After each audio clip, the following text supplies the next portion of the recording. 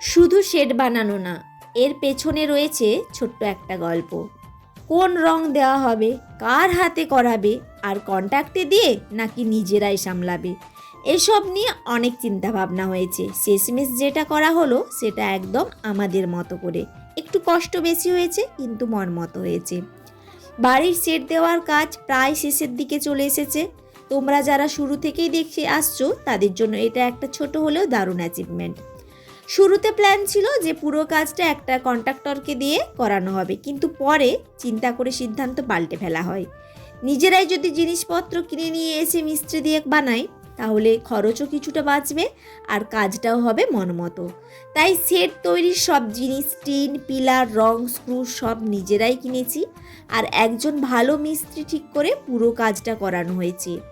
সেটটা করে সুবিধা অসুবিধা দুই হয়েছে। সুবিধা বলতে যেমন বাড়ির খালি জায়গাটা ভালোভাবে ব্যবহার করা যাবে, বৃষ্টির সময়েও বাইরে কাজ হবে, সব মিলে এক ধরনের গোছানো ভাব আসে।